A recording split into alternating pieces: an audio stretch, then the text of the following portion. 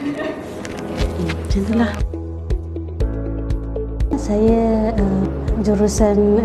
ambil jurusan Qiraat dan Quran, dan saya mencari tempat untuk saya berkongsi ilmu yang saya dapat. Jadi saya suka mengajar dan saya suka menjadi seorang guru. Belajar Quran ni saya boleh berkongsi kepada orang dan saya boleh mengajar. Dan tu saya nampak dalam potensi saya lah. Kenapa saya suka? Sebab saya suka tengok orang macam bila kita mengajar kan, bila kita mengajar, lepas tu dia dapat input tu, dia suka. Lepas tu bila dia suka tu dia macam lepas tu dia senyum. So saya suka tengok senyuman orang tu bila tahu. Saya rasa macam satu kelegaan, macam orang lain pun tahu. Tapi bila orang lain tak tahu, saya rasa macam sedih. Saya rasa macam macam mana rasa macam bertanggungjawab lah. Rasa macam mana kalau orang tak dapat apa yang kita dapat, kita akan rasa sedih. Of course lah kita rasa macam berdosa. Kita rasa macam kesian sebab tak ada orang nak sampaikan. Sebab itulah saya nak menjadi guru ni. Dan saya suka bila tengok orang tu senyum. Senyum tu senyum lega, senyum puas bila tahu. Macam tu lah. Yang kerja tempat lain tu kira macam part time lah. Saya cuti belajar kat Jordan. So saya mengajar lah, balik macam mengajar, tolong Umi kan. Umi ada pegang student kan, mengaji Quran. So saya tolong lah. So benda yang saya dapat yang cuti-cuti ni, saya applykan saya masa dekat AMG. Tapi bila dah masuk AMG, apa yang saya dapat lebih luas. Kalau kita nak mengajar kan, mesti ada training. Cabaran saya tak ada training. So saya apa yang saya cuti hari tu saya redah, saya bagi je. Training tu oleh Ustazah Komariah, dan alhamdulillah lah. Training tu sangat membantu untuk saya bagi yang terbaik. Contohnya kelas-kelas baru ni, kelas pre-tamhid untuk dewasa. Saya memang boleh ajar huruf hijaiyah, senanglah ajar orang, tapi kaedah nak mengajar tu macam mana? Macam mana kita nak tarik pelajar? Saya risau. Saya tengoklah video macam-macam lah video. Okey, serba sedikit saya dapat input, saya dapat cara macam mana. Tapi benda tu macam rasa saya tak puas lah, macam tak puas. Tu saya hari untuk mengajar tu Ustazah Komariah pun ada kan. Macam mana nak sampaikan orang faham? Lagi-lagi orang veteran.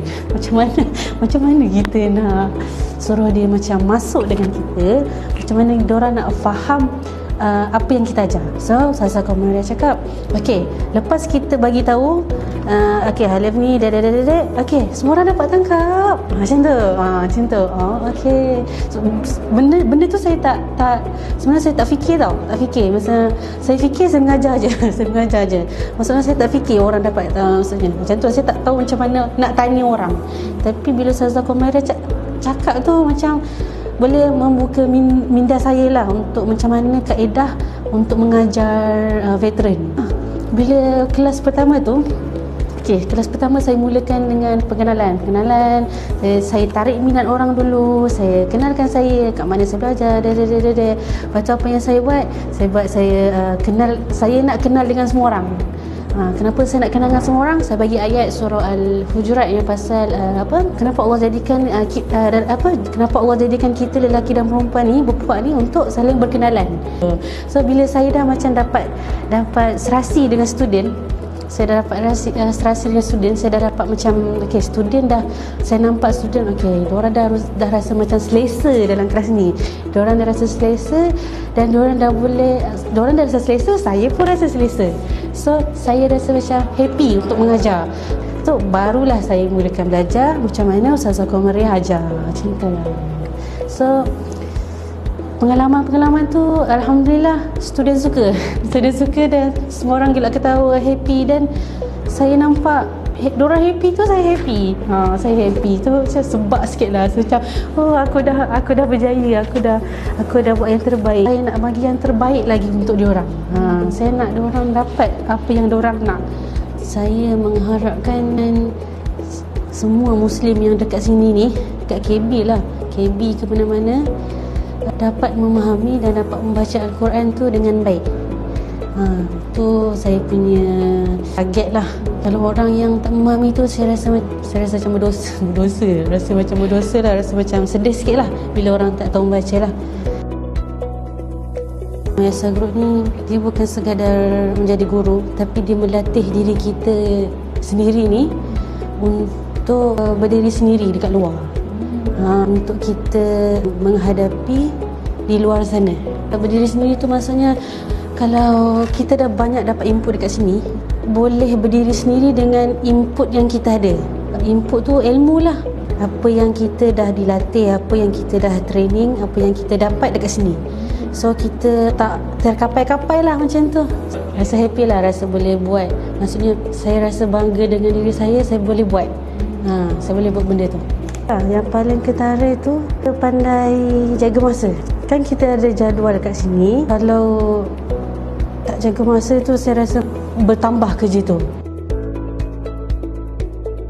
Ke suasana kat sini. Suasana kat sini tenang. Saya tak bising. Kalau bising saya macam pening sikit. Tapi kalau bising student lain itu bukan saya happy. Saya happy. Ni bising lah macam mana lah. Kerja maksudnya boleh katakanlah kerja kat sini tak stres lah. Tak stres lah. Maksudnya kawan sentiasa tolong lah. Saya suka orang ni. Orangnya maksudnya teams lah. Teams Yayasan Group yang masing-masing baik. Saya macam ramah, macam sportif lah. Boleh masuk lah maksudnya. Happy lah kerja kat sini. Nak berhenti pun saya rasa sayang. Itu nak berhenti pun sedihnya. Sedih lah. Sedih. Rasa kat bandar. Tapi Alhamdulillah, insyaAllah saya sentiasa yakin ada solusi. Ada solusi tu saya sentiasa yakin lah. Saya yakin yang ada solusi untuk saya stay kat sini.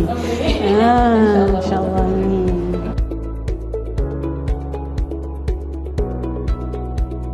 Yang pertama saya nak cakap, kita innamal a'malu binniyat.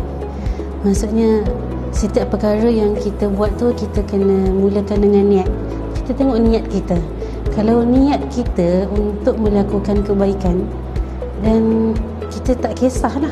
Of course lah kita kena fikir masa hadapan.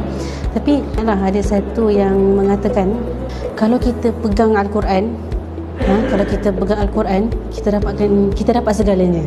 Rezeki Allah dah janjikan untuk kita. Nak apa-apalah Allah dah janji dah untuk kita. Kita mulakan niat lillahi ta'ala, insya-Allah Allah akan bantu untuk dapatkan apa yang kita nak. Tapi sekiranya kalau kita tidak dapat di dunia, kita akan dapat di akhirat. Satu saya pegang, fastabiqul khairat. Maksudnya berlumba-lumbalah kamu untuk membawa kebaikan. Melalui ayat tu pun Allah suruh kita berlumba-lumba untuk membuat kebaikan. Kenapa Allah nak suruh kita berlumba-lumba untuk kebaikan? Supaya kita kumpulkan amal.